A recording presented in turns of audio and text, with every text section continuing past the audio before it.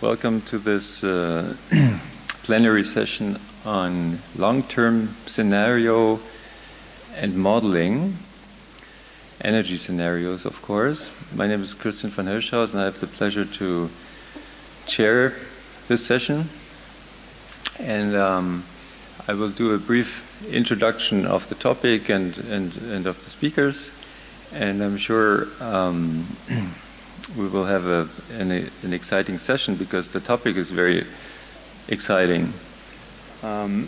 It's so exciting that I decided to show you a couple of pictures on us doing scenario work, us being Ruud Egging, who's going to be the first main speaker, and whom you see up there on the left-hand side. There's Dawood Ansari, who's probably in the room, but anyway, presenting tomorrow scenarios. I was there, and this is part of a larger scenario exercise that we are carrying out in real time, trying to understand better what's so specific about long-term scenarios and why they are important. This morning, Bill Hogan at this very chair said, nobody knows what's going on tomorrow, so you'd better get your real-time prices right. And so why do we bother trying to understand what's going on in 2050? And this is the exercise. We're trying to make up global scenarios and European scenarios for 2050. So why do we bother? Yesterday, Chandra Bhushan from India at this very site said, let's think the unthinkable. India without coal, it's easy. Even though it's not today, not tomorrow, but sometime ahead. This is a scenario, of course, and scenarios are important. They are even much more important than many of us consider. At least they are much more important than I used to consider before getting into this business. And Ruud's going to give an overview on scenarios. So I'll just mention that we're not talking about forecasting. We're in the business of doing foresight, and scenario building is one technology that produces foresight, which is needed for decision making. Scenarios do not work or are less fun without models. And I'm very convinced of this, being an energy policy person rather than a modeler, but it's much more fun discussing about models to generate scenarios and to generate insights. So actually we extended the topic of this session from long-term scenarios to long-term scenarios and modeling, because the modeling is part of the scenario building process, and models are so complicated they generate insights if they are good. They never generate numbers, but they can generate scenarios. Just thinking about what we have heard today, yesterday, tomorrow in terms of electricity models, timing, certainty, uncertainty, the level of renewables, natural gas, nuclear power, etc. Just for electricity models, you get a whole range of issues.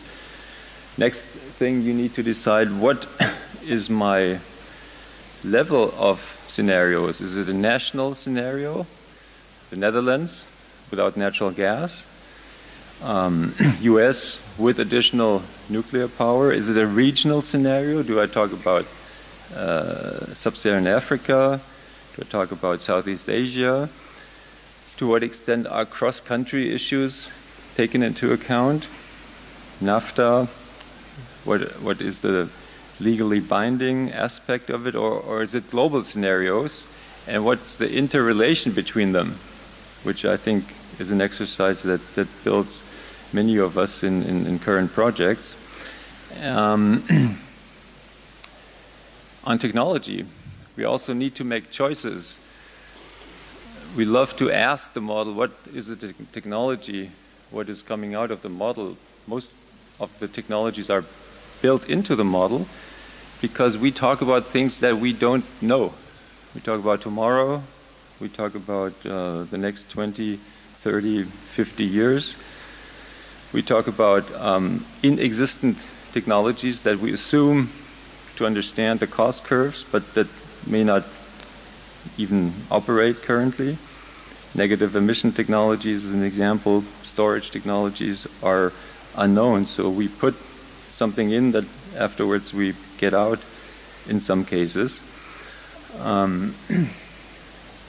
So here's the plan of this plenary session and also of the EEP symposium on long-term energy scenarios and modeling.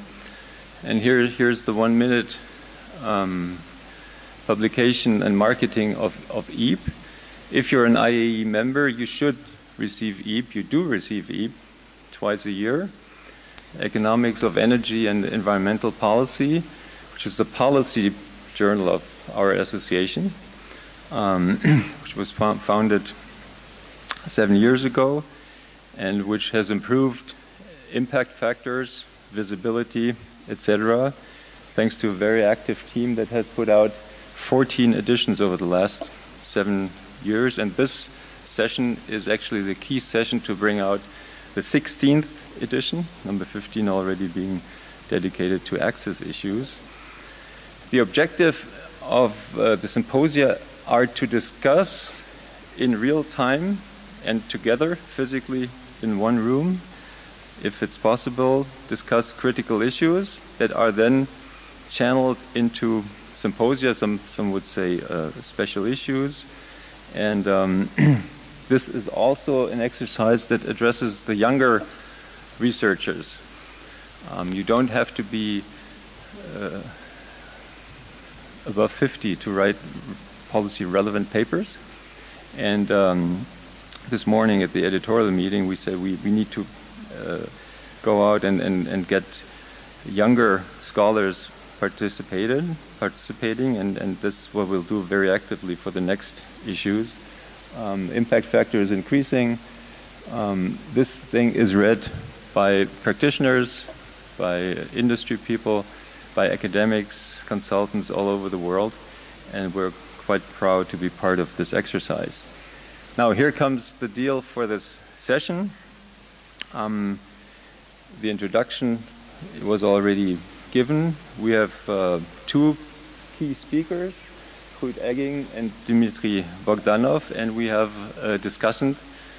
And they're all three in the business of doing long-term scenarios. When I submitted this idea to the program committee, Bert says, well, this is very interesting. We have an interesting combination of an economist, a crazy engineer, and a practitioner. Now, I don't want to introduce them as such, but that makes this session fun, and that makes also our symposium fun. And if you find things you disagree with, it's very good, because we want to have a lively discussion. We'll start with the economist, who's actually an industrial economist, who's not afraid of engineering neither, Ruud Egging, who comes from us from the Norwegian Institute of Technology in Trondheim, Norway, is a Dutch national, initially has done his PhD at the University of Maryland, and will give us the broad picture on long-term scenarios. So I wish us all an exciting session and an exciting symposium, and the floor is yours. Thank you for being here.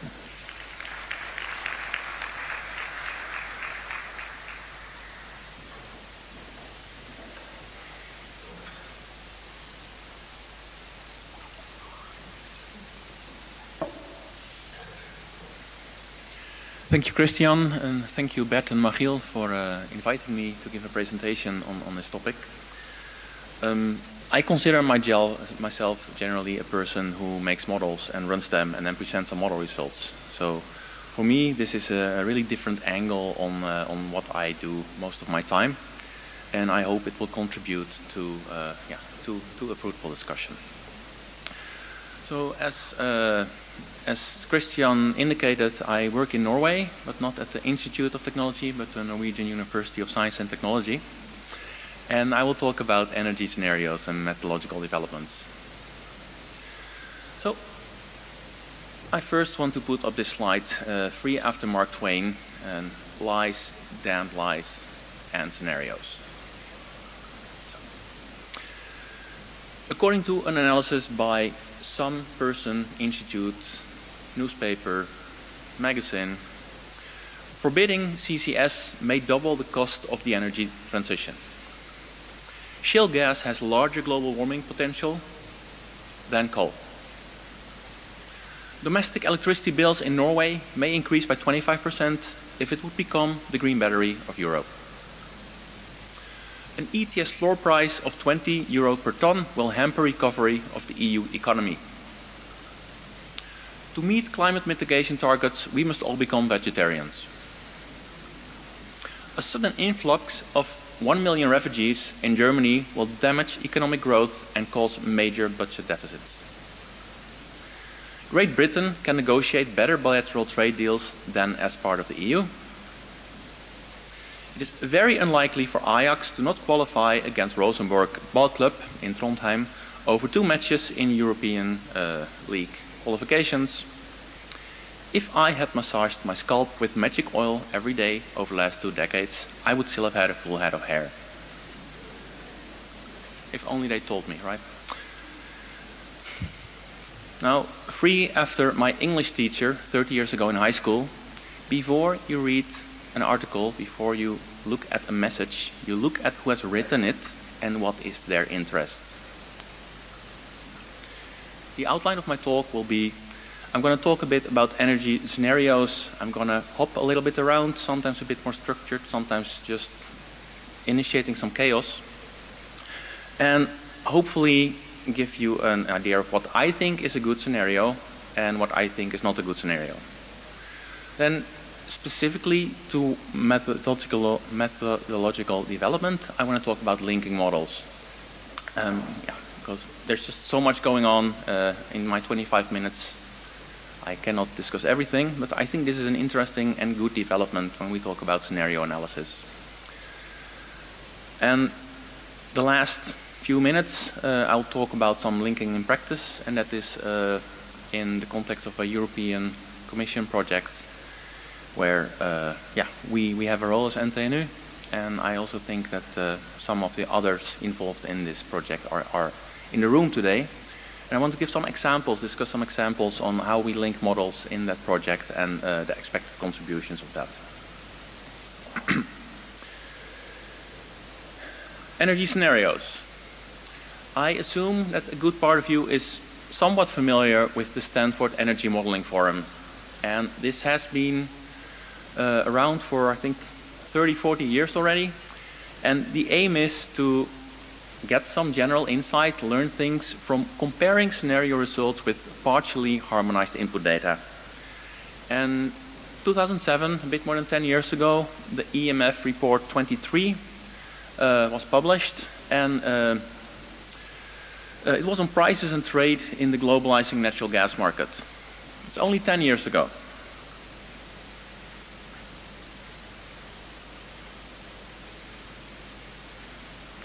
The little screen dropped out, if someone can turn it back on.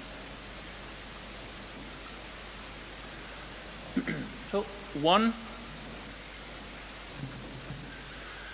of the things that the models, the scenario-based, had to indicate was what was going to be the Russian supply share by 2020 in 8 different models. And what we see here is there is an average which seems to be quite okay with the hindsight we have, and that's only 2 years away from now. But we see here a really big difference between the low end and the high end. We see 13% and 52%. Yeah? And if you choose any of those two to decide anything on, you would have been 50% or 100% off. And that there's a magnitude of 4 difference over a rather short time span, right? From 2007 to 2020 is not that long. Another projection forecast the models had to make was the Western European prices relative to 2005. And just look at the year 2030. We see a lower end of prices more than 20% lower than in 2005, and a higher end, 170%. That's a range of about 2.3, 2.5, so a really large range. We see a group of models not so far off the 100%, and a group of models getting quite high. I still don't have the screen, the small screen up.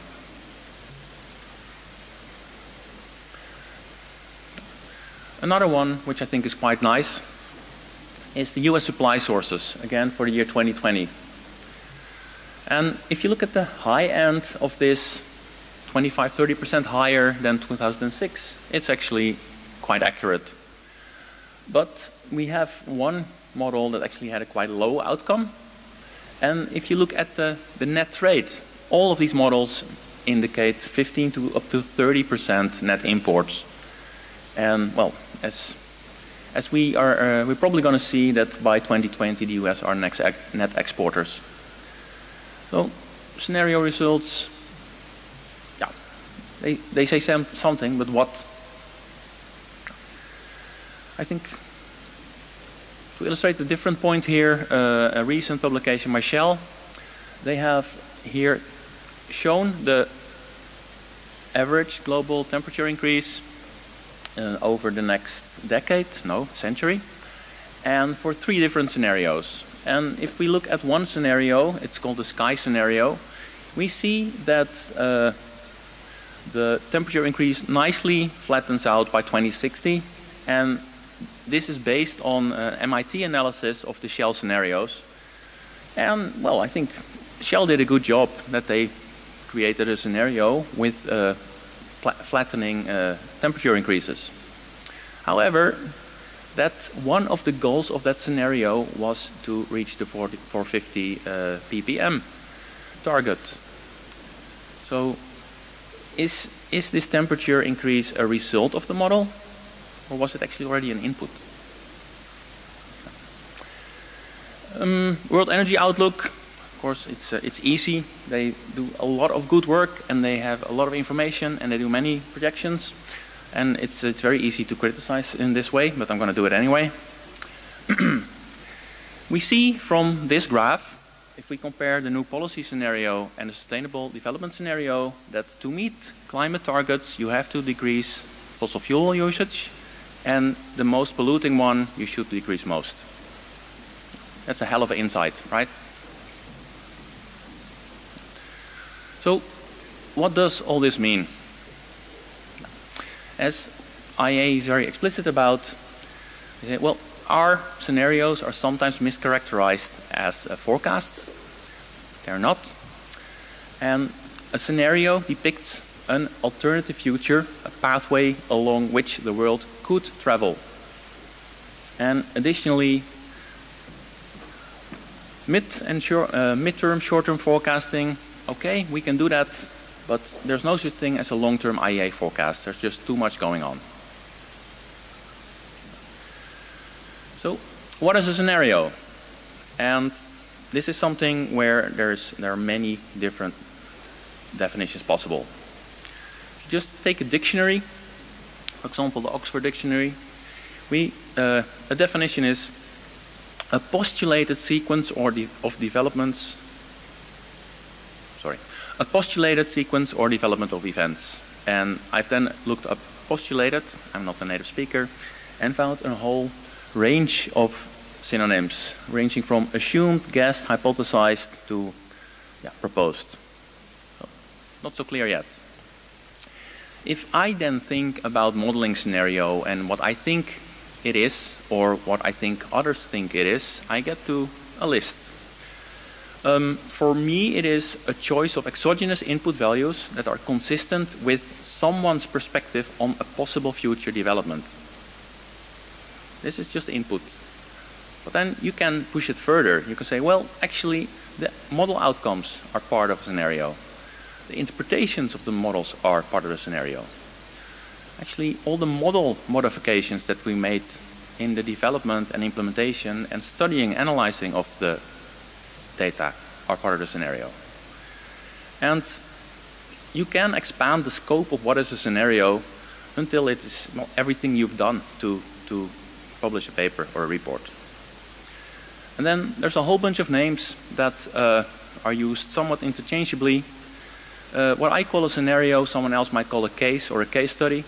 If you have a different background, it might be an experiment. You may call it a simulation, what-if analysis, pathway, a storyline. And if you're going to work with someone you haven't worked before with, you should agree on what you mean by scenario before you start working. What is a good scenario? Bullet point 1 tells the whole story. It provides relevant insight for good decision making. Period. Everything else is just to back up that statement.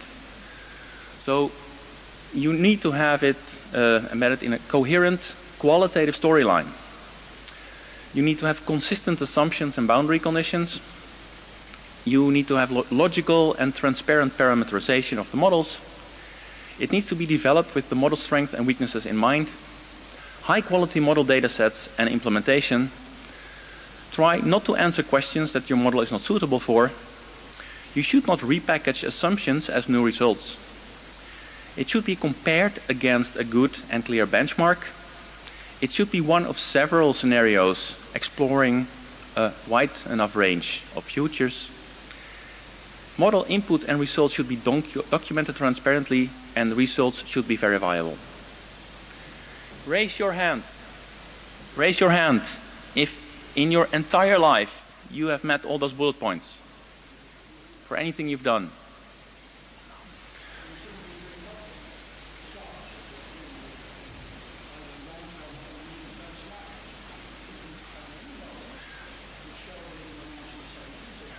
I would like to reserve the questions until after my presentation, but thank you for your enthusiasm. So, then what is a storyline? A storyline is some kind of qualitative setting and underpinning for a quantitative scenario. It addresses geopolitical, cultural, societal context, main trends and developments, and some major events. And Auer and Zech in the SUSPlan documentation, they indicate that storylines are clusters of realized uncertainties. So in storylines you should have some kind of reference, and when I say storylines I also mean scenarios. It's a little bit interchangeably sometimes. A reference, more or less, what is the, if nothing funny happens, nothing unexpected, where will the world go? And then you need contrast, and you need to scope out a wide enough range of possible futures based on dimensions spanning extreme outcomes of fundamental drivers or events. The monitor here is out again.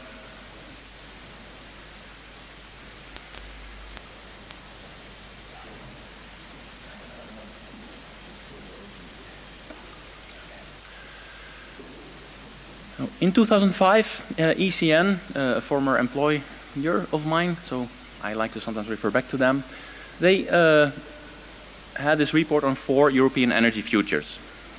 And if you look here at what they are trying to span, you see that they span extremes when it comes to the, how is the world organized? Are we going for the market forces and economic efficiency? Or is the world moving towards more social equity and environmental quality way of organizing things? On the other axis, they used global cooperation or national sovereignty. So those are 2 things that are relatively independent, and they allow you to span a wide range of possible futures, only of course along the dimensions that are sketched.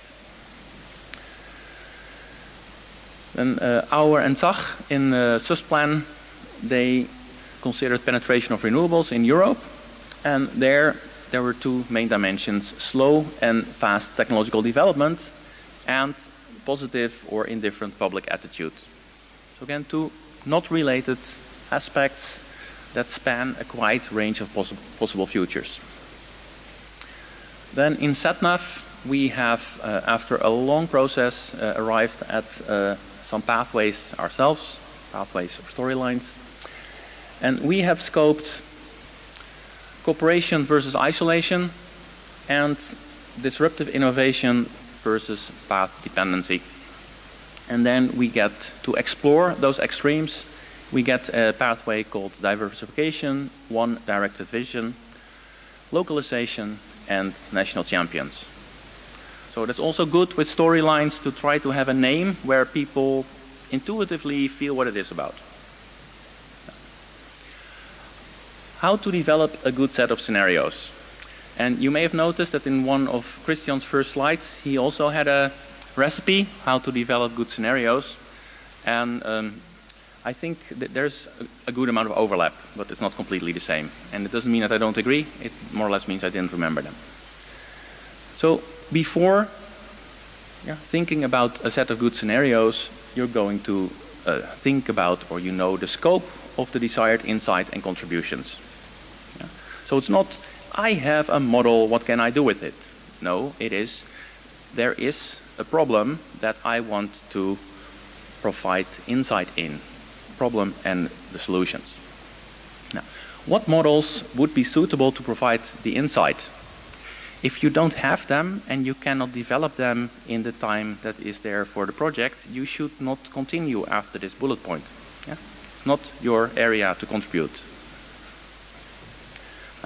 Then that's where Christian showed some nice pictures. I was actually wearing the same watch on that picture as I'm wearing today. You brainstorm on events and drivers affecting relevant outcomes. And in brainstorm, it's open, right? So it can be anything. And then you filter later if you consider them as a group relevant. You need to have an open discussion, which can take a year, on how you're going to group events and drivers, and what you think are the most important contrasting dimensions and coherent storylines. Then another discussion on parameterizations, and here you're probably going to need some iterations, because it's complex, and you're not going to be able to agree on it once in one go. No. Then you get to the analysis and interpretation, and then what I think is an important part of this whole process is that you're going to present your results in a suitable way for the intended audience, and you give a fair account. Yeah? So no cherry picking, and you also have to explain what is actually driving the results.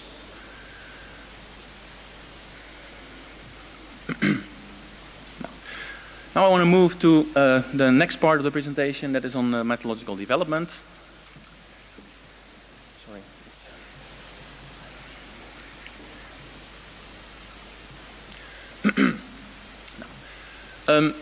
To make the point, I'm going to cut some very explicit boundaries. I know things are much broader, but I want to illustrate some points.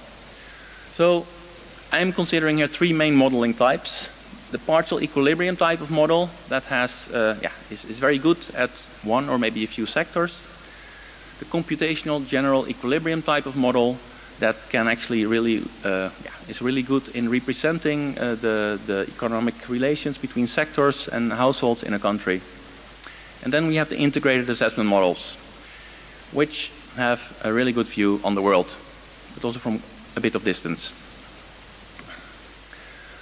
To indicate as a stepping stone to what comes, I want to discuss briefly some main characteristics. Again, it's not black and white, but just to get an idea. So we have the integrated assessment models that have this holistic perspective, the computational general equilibrium problems that have more the economic perspectives, and the partial economic models that have a sector perspective, and in the context of what I do and the conference, the energy sector. We look at the type of metrics and relations that these models represent, analyze. We see the integrated assessment models with an aggregated economic, technical, and physical perspective. We see the CDE models that have an aggregate economics perspective, and we have the partial equilibrium models that may have a more detailed economics and physical perspective. If you go through the table, you see that there is a bit of overlap between the model types and what they can do well.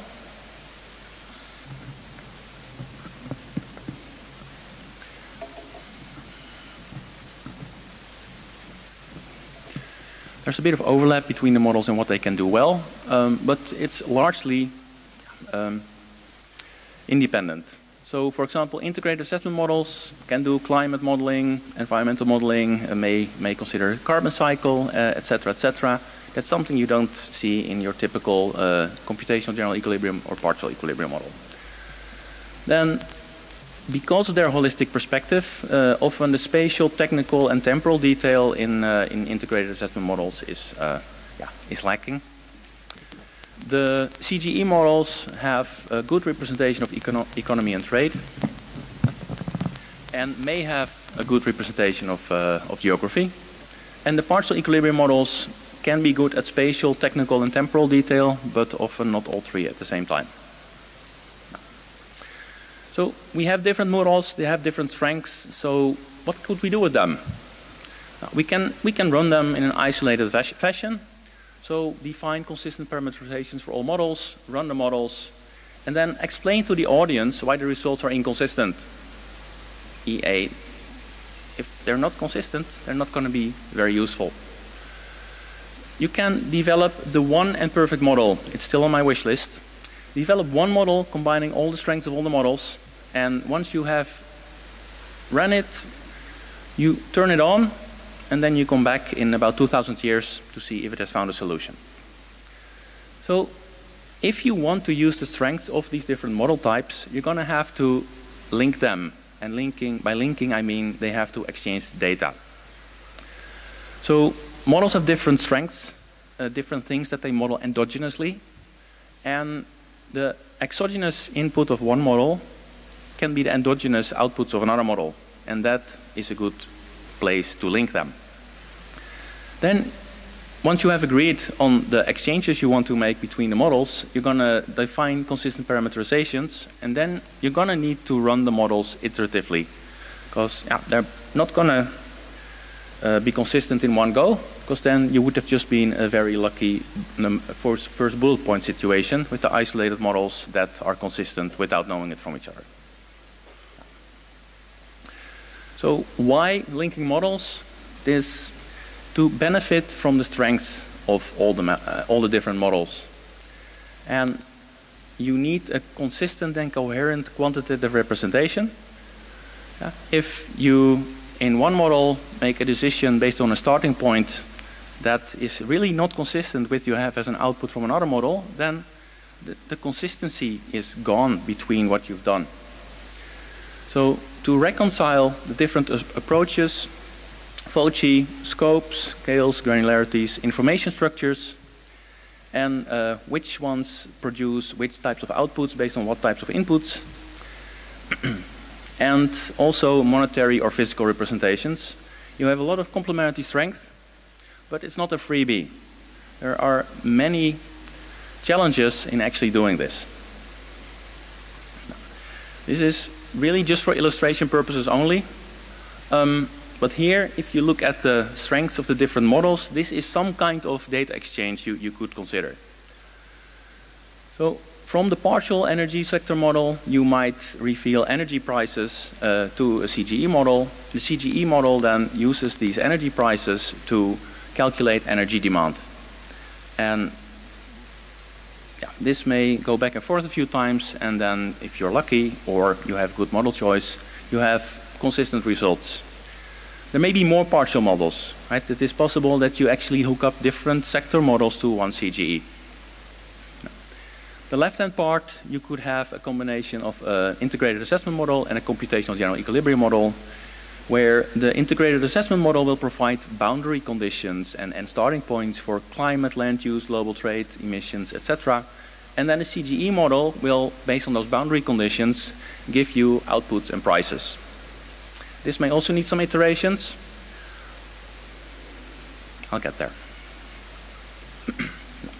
Then some challenges that you should think about before you start actually exchanging data. That is that challenge number one is spatial granularity. If you have different geographical aggregations, then in a more aggregate region, things disappear. Extremes become less extreme because uncorrelated high and low values cancel out each other. If you have North America by state or as one continent, you have really different domestic transportation system. The transportation losses and bottlenecks completely disappear once regions become one. And additionally, a more aggregate model might show that you need lower flexibility and storage. It's also connected to the first point. Second point, temporal granularity. If you aggregate time periods, you get similar problems as with aggregating regions. Extremes become less extreme. Highs and lows cancel each other out, and again, the model is going to indicate a lower need for flexibility. And related to this, if you have one stochastic model and one deterministic model, you have similar issues in when you exchange data, what you should do before you can do that.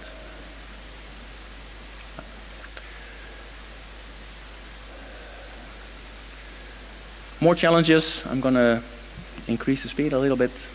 Technical granularity. If you only have one gas-fired power plant, one coal-fired power plant in your model representative, you're going to have a quite rigid merit order. If you have different technologies, you're going to see it exchanging different types of technologies. Another challenge is units of measurement. Partial energy models will work in energy units. And this can be terajoules, megawatt hours, quats, etc., etc. But one model's energy unit is not per se another model's energy unit. If you, for example, consider in gas the billion cubic meters, it matters a lot if those are Groningen gas billion cubic meters or the average cubic meters because of the calorific values. And that can matter 20–25%. The same with heating values. The difference between lower and higher heating values is about 10%, and that makes quite a difference. If you link a CGE and a partial energy model, you're going to need to translate from money to physical units, and in different years. So these are things you have to really think about on how to approach that. The last point, which is also very important, is version control. And academics are notoriously bad at version control. But if you're going to exchange data sets, you need to know what model did I use to produce what data set, etc., etc. And I think this is actually an additional challenge for open access models that we see mushrooming in recent years. Convergence. On the one hand, there are some theoretical results. If you have matching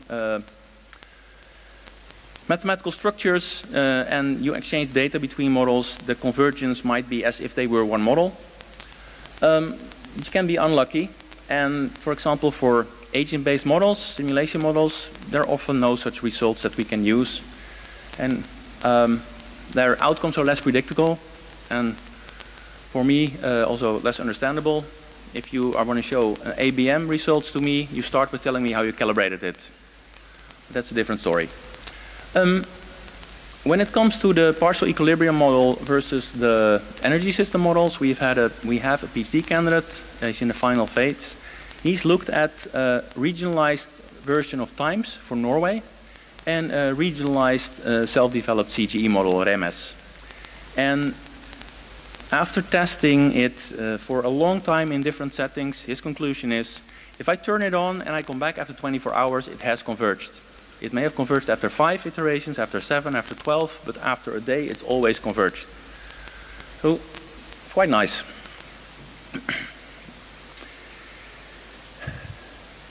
This is something that takes a lot of upfront investment, but you're going to have to automate as much as possible the data exchanges. And to do that, you need some kind of middleware, because you don't want to have m number of models, m squared links. You want to have much fewer. all models with one middleware system is efficient. You need to talk a lot about technical, spatial, temporal resolutions that you want to consider, exchange, the data table formats, units of measurements, etc., etc. In Satnav, I want to show two examples, what we do there. It's a European Commission project with about 13, 14 partners. And the three main goals are enhancing modeling, where the linking is a big part, good communication with stakeholders, and strategic policy support. And in this project, we have about 12 case studies and 4 different pathways. So a lot of analysis going on. One case is centralized versus decentralized electricity supply, where it's basically centralized large wind farms, decentralized solar rooftop. And 2 models, TPES and Enertile. And Enertile does the power system optimization and TPES the power transmission expansion planning.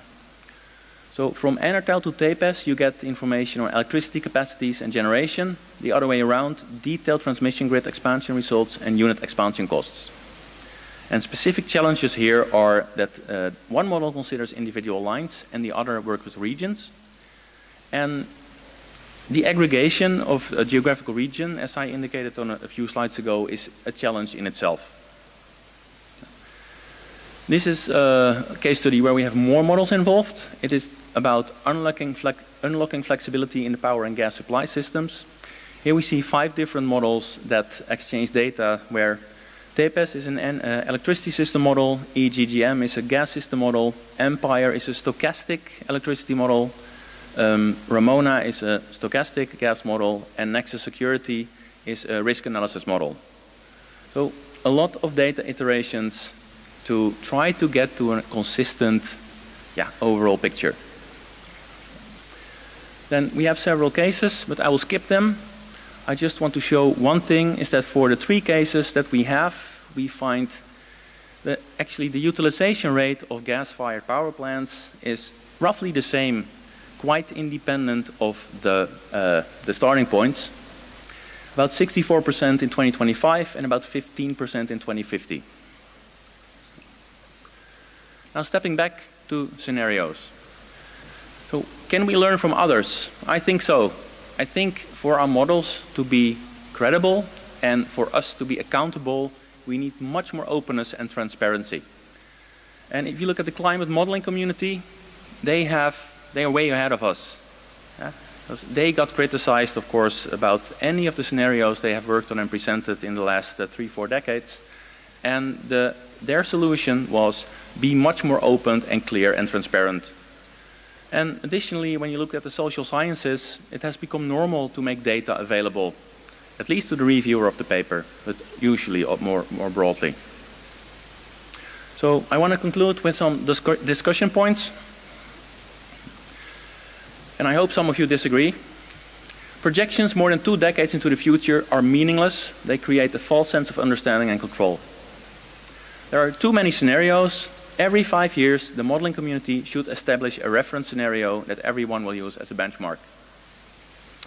All our models are black boxes. We customize assumptions, inputs, and scenarios to create the message that we already know we want to create before we even start.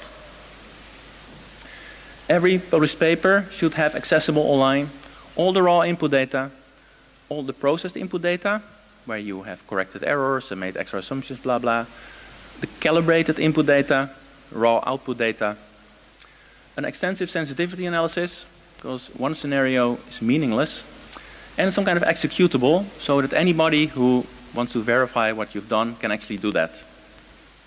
Additionally, 10 years after you got your paper accepted, you're going to do a retrospective analysis explaining why your outcomes were wrong and how we should adjust the models to prevent this. And this is something where the Department of Energy in the US has a 45-year history of doing this. They do this every 2 years. And the last point, funding agencies should stop funding projects that do not adhere to this list of transparency and openness points.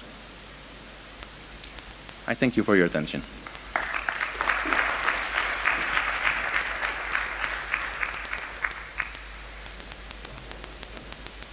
Thank you very much, Ruud. Very interesting, very useful, and we have a couple of minutes for technical questions directly directed to Ruud, and then we'll have a more general discussion at the end. Do you want to pick up the point you...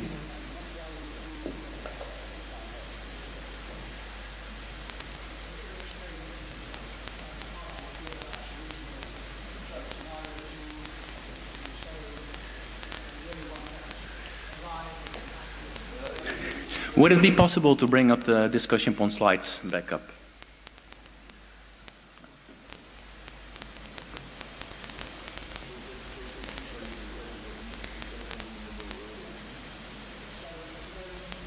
Can you hear me? Yeah. For those of you who couldn't hear that, I'm the only one still active who was part of Pierre VAX Shell's scenario team back in the 1970s. I was appointed in '73, which was an interesting year to be appointed. I was responsible for the global geopolitical, economic, and societal elements in the scenario development, and I've been active more or less ever since, whether in oil trading, oil supply, and various other aspects. So I would very much like the opportunity to have an intervention at the very end. We'll keep this in mind. Please. Hello. So glad to hear your comments, and I'm from Imperial College, and we are trying to build our model open access. So that's kind of good news. As a young professional, I'm also developing models. So my question would be, as we can see, the model complexity keeps increasing and increasing. It includes more aspects, and also that means more assumptions, more parameters, and more variables. So that's bring us a challenge if we want to have the scenario and want to explain to the audience for the major drivers to help decision making.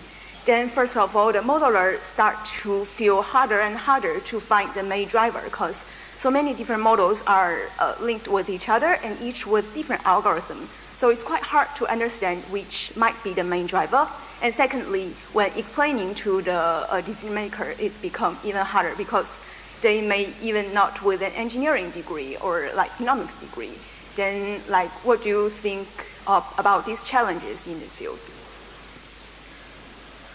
I acknowledge the challenges, but if we as an academic research community want to make an impact, then I think we need to provide insight. And insight is not just showing the model outcomes, but also helping the message receiver understanding what it really means. Because if the model says 9.7, that doesn't mean that 9.7 is the answer, and it's 9.7 in this version and 6.4 in that version, and the difference of 3 can mean something or it cannot. So doing all this is going to mean, if you are a PhD candidate, that you would be spending a lot more time on documentation and things like that, or at least a research group footprint than we're all accustomed to. So this would be a drastic change how we all work. And I'm not saying it's easy, but if you want your message to be received in the appropriate way, it has to be clear what it means. And if you don't understand as a model developer anymore what is driving the results, then who should believe what comes out of it?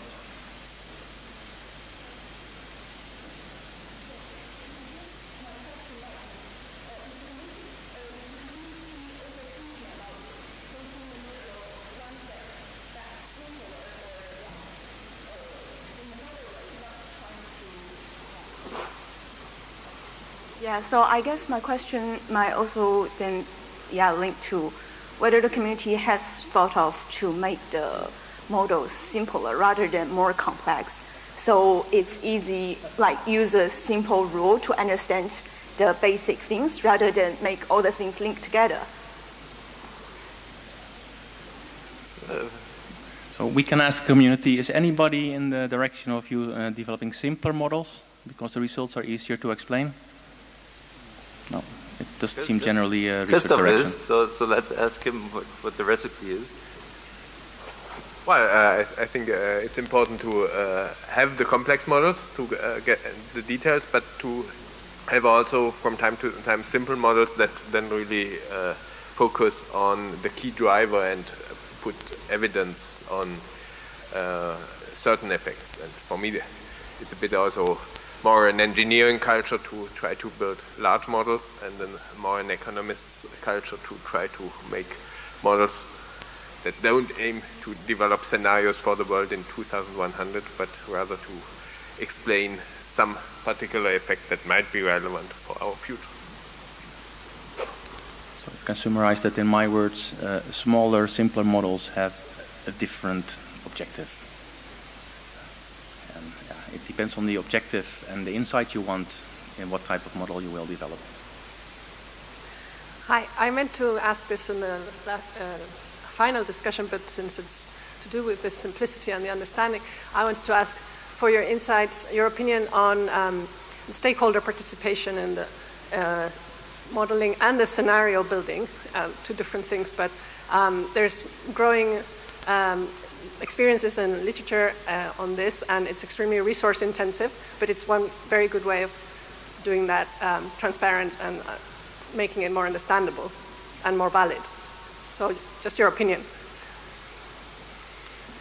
I agree. I should actually be sorry for not having used the stakeholder and in any of those slides, but stakeholders represent your audience, right? So if you want them to understand your message better, then it's good if they are involved in much more of the process than we did until a few years ago. Okay. Well, I think that's it's a good moment to move on to the next speaker, because he's going to present something that explains the world with an LP. And on the question, I agree with Christoph, and probably not with the young researchers trying to develop more complex model. You can explain the world with LPs. You don't need anything else, but it's fun, right? So let me introduce Demetri Bogdanov, who comes to us from Lab and Ranta University of Technology. Actually, he's stepping in for Christian Breyer, who's unavailable, but we're very happy to have him here, because if I may, and I'm quoting Bert, you are the crazy engineer in this group. University of Technology does complex modeling with LPs, and Demetri will present us scenarios from the institution, from a broad variety of publications. Actually, those of you who go to ResearchGate will find that he has probably entries as much as none of us, because it's, I think, 250, including presentations, so quite impressive. And we're looking forward to your scenarios for a lower carbon world. Thank you very much for being here, and the floor is yours.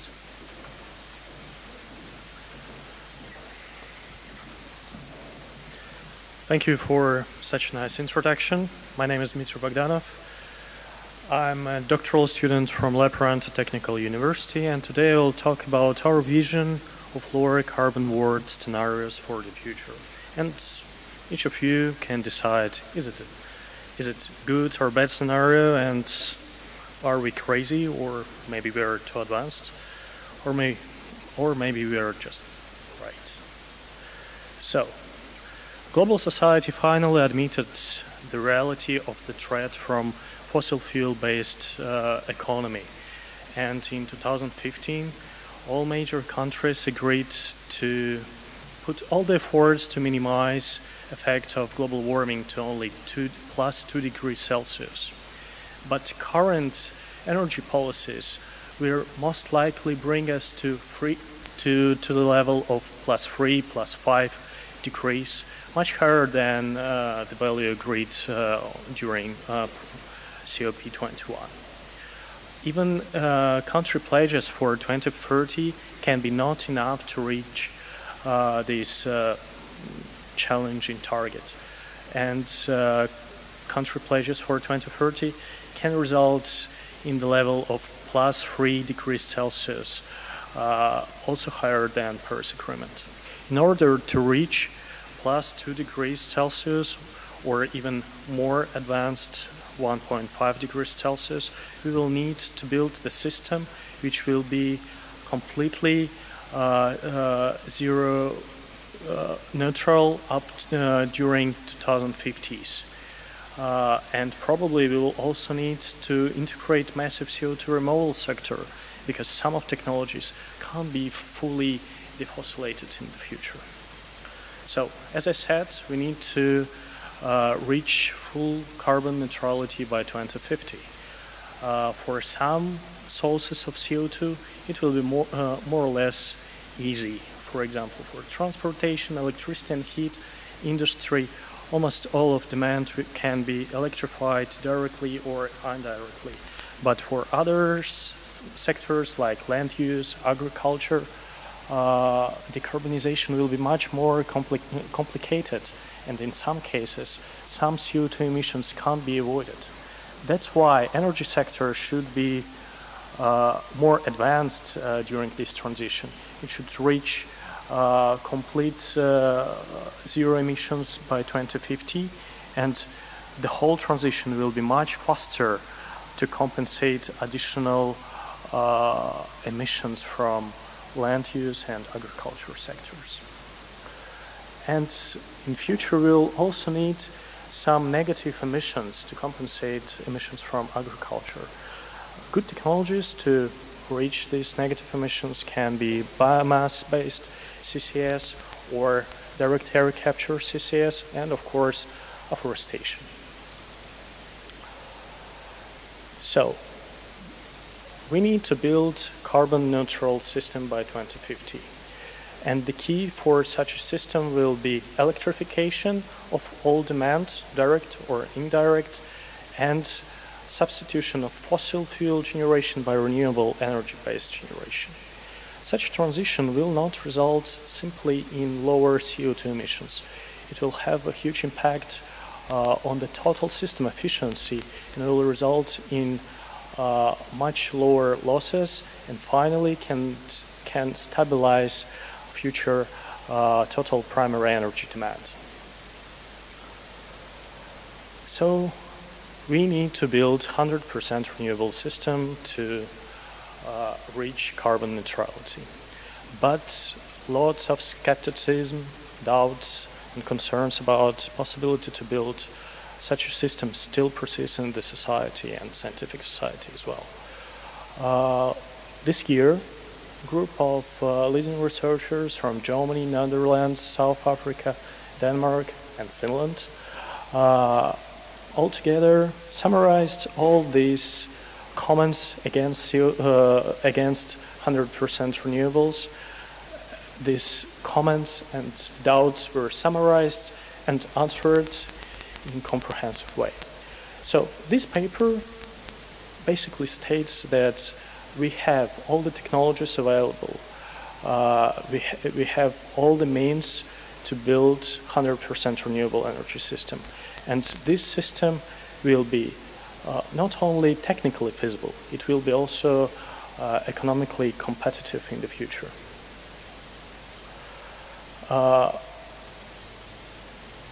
If such 100% renewable energy system is possible to build, and we know that it's possible, we need to answer a question: how can this current energy system can be transformed towards this future 100% renewables? In order to answer this question, in LUT we use our LUT energy system transition model. Basic scheme of this model presented here. So generation technologies, including renewable and fossil-based options, storage technologies, and energy sector bridging technologies, altogether with transmission grids. Altogether, they make possible to satisfy electricity demand for various sectors. This model runs in full hourly resolution, and it's made in